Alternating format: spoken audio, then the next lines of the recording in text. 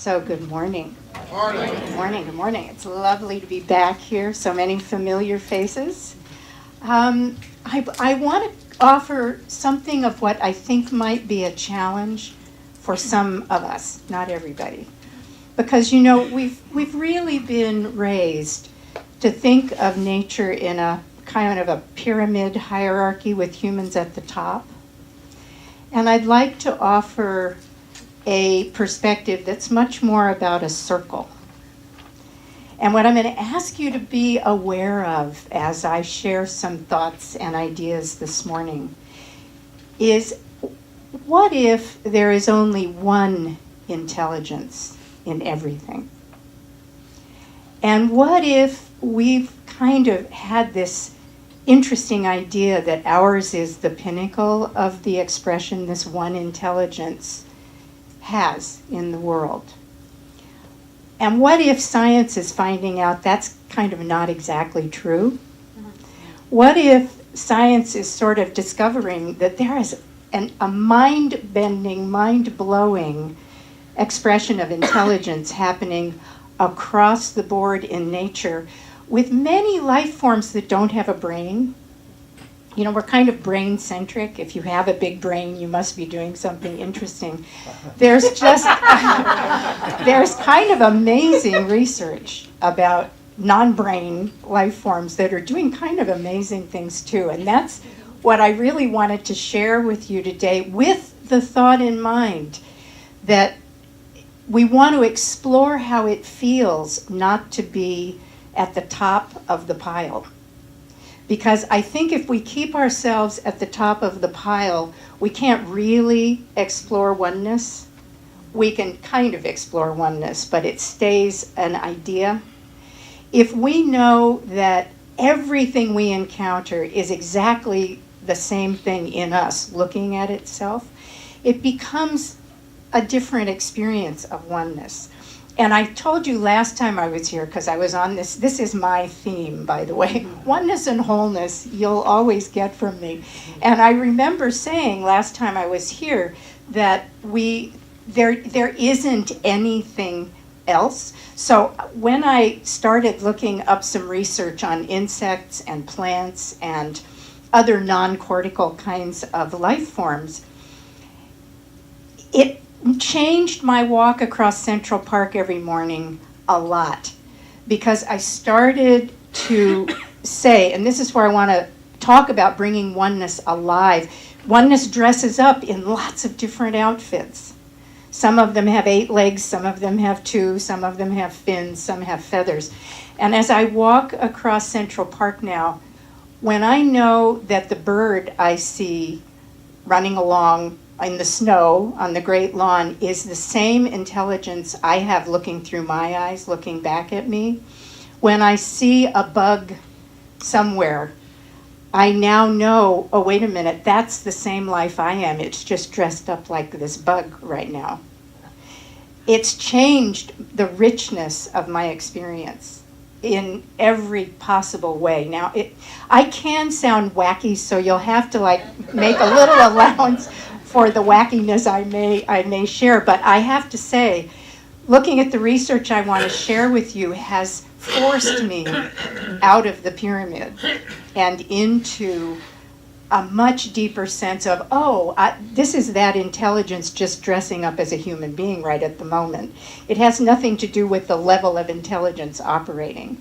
This happens to be the equipment that it's working through, whatever it is. We call it God. I call it maybe oneness or life. I think we all can have a different name for what it is. But when you really hold to the idea there's only one thing happening, it can be very enriching after it gets over feeling weird when we keep bringing ourselves back to the circle. So I wanted to just share a few. I need my notes today because I'm pulling from things I have brought from the internet. We know that birds are pretty smart. And we know pretty much that animals are pretty smart. We've got animal communicators who've, given us a lot of evidence about that. What I particularly like is the realm of insects, microbes, and plants, because we don't generally pop them right to the top of a list of really smart beings. So what they know about insects, I'll just tell you briefly about an experiment they did with bees. So we know bees have a symbolic language. They're busy communicating with each other all the time. So some scientists thought, all right, we're going to go to such and such area and we're going to put out whatever food they were doing with the bees. I don't know that I have there what they put out, but it was something the bees wanted. So all the bees gathered. The next day they took a mathematical calculation and put of an angle and put it there the next day. And the bees went around and found it. On the third day, this is just try number 3, they did another angle and the bees were waiting for them. How do they do that, right? They were waiting for them. They had figured out the angle just on that first try. It's just very, notice your brain right now, right? This is, I'm hoping to boggle your minds today because it's worth knowing there's something going on out there that we have not been paying attention to.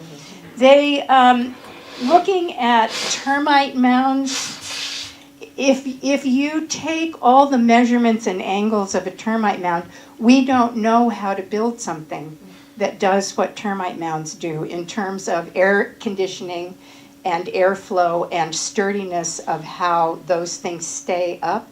So somehow those insects understand architecture in a way we haven't. There's actually a whole field of architecture now, or at least it's a subset called biomimicry. And they're doing things that really are stunning. They studied the skins of certain kinds of amphibians, I think. Or it might have been leaves, actually. And they discovered the pattern, it was the leaves. They discovered the pattern on the leaves allows the leaves to clean themselves when it rains. So in Europe, somewhere in Europe, they created a paint that does exactly that pattern. And when it rains, the buildings clean themselves. And we pulled that from nature. There's a lot going on. If you want to have fun, Google biomimicry. And there is all kinds of information around that it can boggle your mind. The other thing I really love are how smart microbes are. Microbes do everything we do, and I'll talk a little more about them as we get into talking about fungi, but you don't want to think of a microbe as a non-intelligent neighbor. They communicate, they send messages. So here's kind of an activating example, may I? Because it's a little icky. The leprosy microbe knows how to turn a regular cell into a stem cell, then into a muscle cell so it can move through your body. The more I've studied this, the more I've realized humans are in a rather precarious position on the planet. We're not in the driver's seat quite exactly the way we think we are, because there's a lot of intelligence operating around us and acting on us, you know, often in benevolent ways. But one of the studies I've done most deeply has been around plants. And I will tell you that plants and trees do things that you just can't imagine. Nobody ever taught me anything about plants except here's how you make a cutting, stick it in water, it'll root. Oh, that's amazing. Okay. I love trees, but I didn't know what trees can do either. There is a form of clover that, let's say there's the little field of clover and the sheep are munching, and there get to be too many sheep.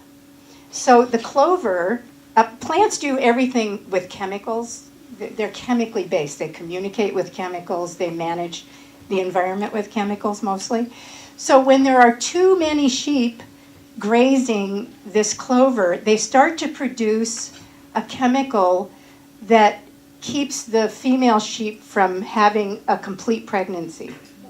Wow. This chemical causes miscarriage in the female sheep. Now, once there are not too many sheep, the clover goes back to just being regular clover. There is a plant I read about, I think it was the nicotine plant, that whichever plant this is, it's a night-blooming plant that is pollinated by a certain kind of very large moth. When those moths get overly exuberant and they're eating too much of whatever they eat when they're getting pollinated, the plant goes through a couple of week transition. Oh, the plant only blooms at night, right? So it goes through a couple of week transition, starts blooming during the day, where hummingbirds, oh, I know why it kills off, it can't do the moths. The moths lay their larvae on the plant, and when there are too many of those, when it gets to be a problem for the plant, because I think they feed on the stem, it does this transition so that it only blooms during the day, and then hummingbirds come and they're not a problem. And then when it's fully recovered, it goes back to blooming at night. Now, that's pretty magnificently complex, don't you think? I mean, it's really, really mind-boggling. So I look at plants differently now. They send each other chemical messages when there's a danger coming. They let off some chemical scent, or I don't know how they receive it, but then the other plants in the area start generating the chemicals that are going to be necessary for what that plant says is coming. Plants can be put to sleep with anesthesia. They learn and remember. There's an amazing experiment this woman did with a mimosa plant. Have you seen the mimosas? When you touch them, their little leaves curl up, and they're beautiful. They're very feathery looking plants. And she wanted to see if they would learn and remember. So she shook the pot, and they would close up. That was a threat. Then they would open up again later. She then would douse them with water, but that wasn't threatening, so they didn't close up. So she shook them a lot until they learned shaking wasn't good. And now see, isn't this great, remembering a story and not remembering the ending? But what she found was when they would pick up the pots later, long time later, getting ready to shake it, the plants would close up. They had memory but they never closed up to the water. They weren't afraid of the water. So memory is there. One thing I really love about, people like trees. Trees are very healing in whatever way we each experience that. But there is a whole process by which underground fungi come together with the plant roots to create what is called, in the research circles, the wood wide web. Because there is this, they call it the underground internet. There is this astonishing underground set of relationships between one tree and another tree, or plants in a given environment. And through this underground network, trees communicate and they share nutrients. They share carbon, nitrogen, and it moves along this fungal highway. And so, for example, the other thing that trees have shown us, all of nature has shown us this, so we're having to start to change how we think about things, that nature is really not based on competition. It's really something that works because of collaboration and cooperation. And one of the examples of that is this woman was studying the trees in a woodland where there were birch trees and pine trees. And she studied a group of them that were in the same area. And I guess the way they did this is graduate students would put measuring devices down in the root system so they could measure the flow of nutrients or carbon going back and forth between these trees. In the summer, the birch trees gave food to the pine trees.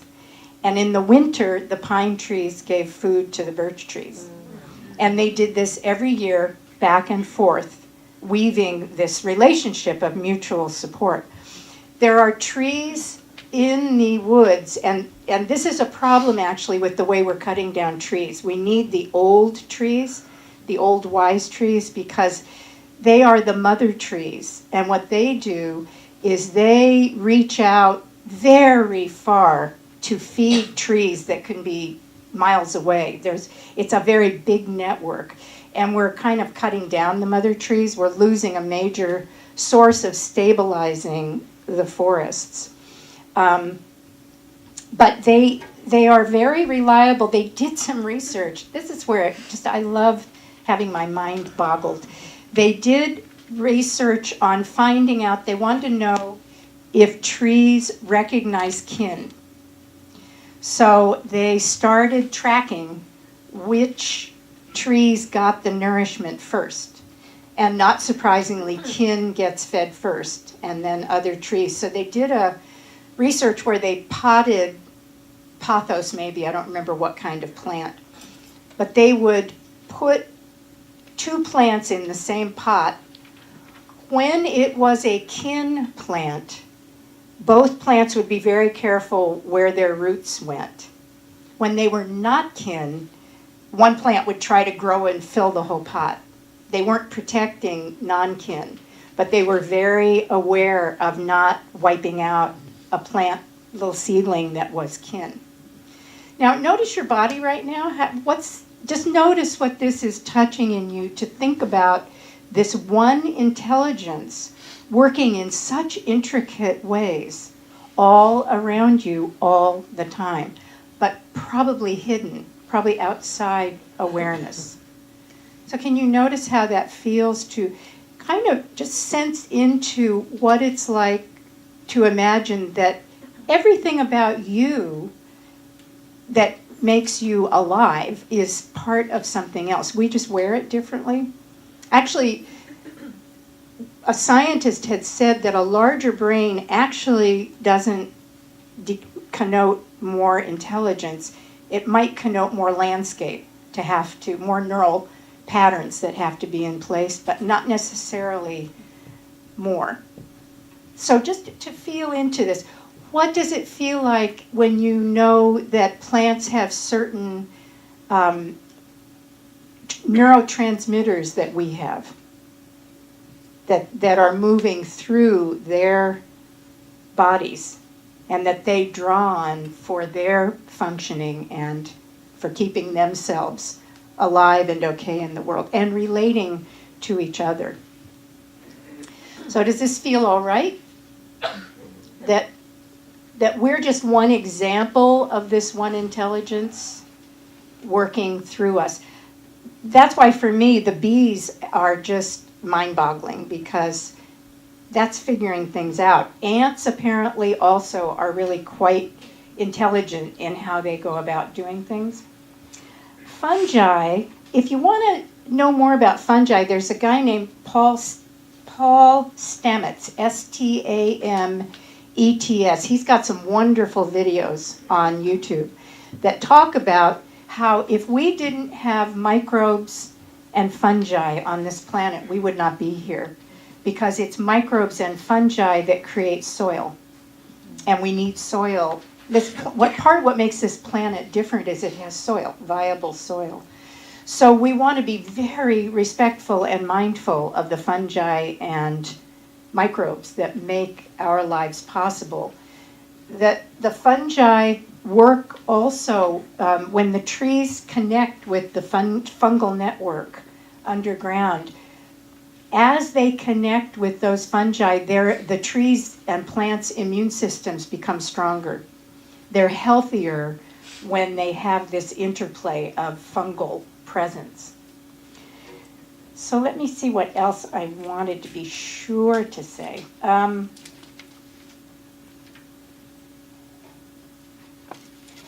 There was something I wanted to say about plants.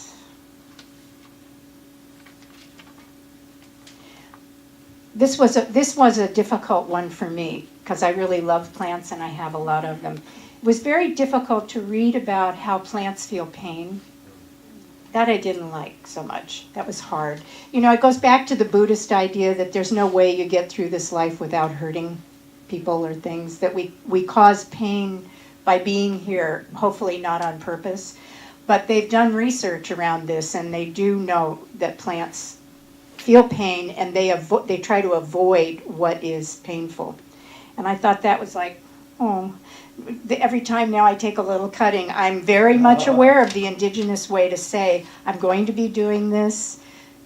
Is that all right? You know, as a trauma specialist, one of the things I know for sure is we do better in adversity when we have warning. So I always now say to the plants, I am coming. I'll wait till tomorrow, but I have to cut something from you.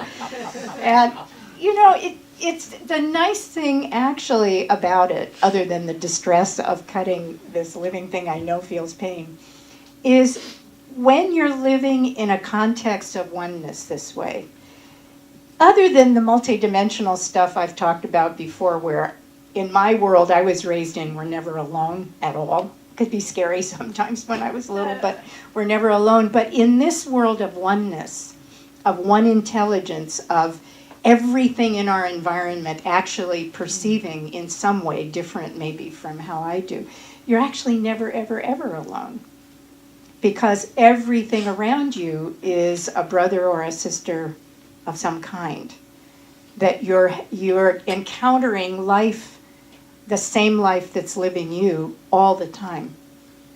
So notice, how does your body feel when you let in the fact that the life you are is absolutely around you in every moment?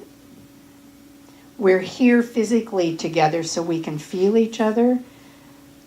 But think of one of those times when you're not around people, but you are around a rock, or a plant, or a bird, or a fish, maybe an animal in your life. Do you know, speaking of animals, do you know of Anna Breitenbach? Let me tell you about Anna. Unfortunately, they took down her documentary. She's an animal communicator from South Africa. And wow, all I can say is wow, is she attuned to animals. Her accuracy, they've done enough with her that her accuracy just blows people's minds who are zookeepers, and they bring her in. One was a guy in South Africa who has a big cat refuge. And he had a gorgeous black panther named Diablo, who had been severely abused through most of his life. And in fact, Diablo had attacked this man. He was virtually in a cage and you couldn't get near him. And they have a film of Anna going and sitting outside the cage, and she begins to talk to him.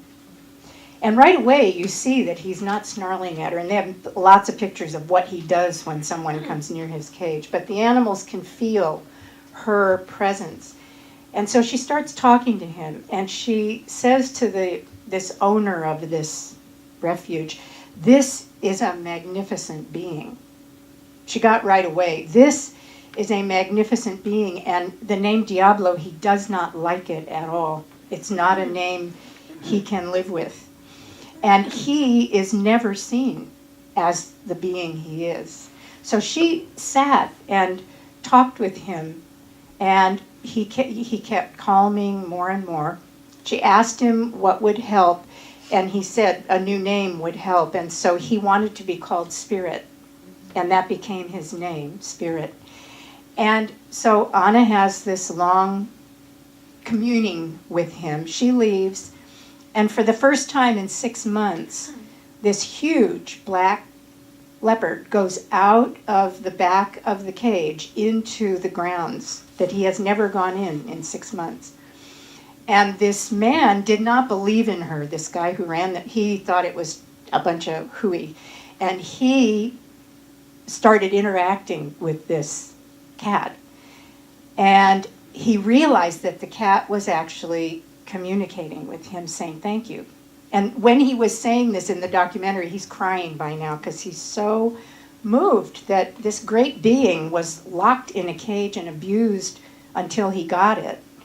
And then just sat in a cage, angry at people not wanting to have anything to do with humanity.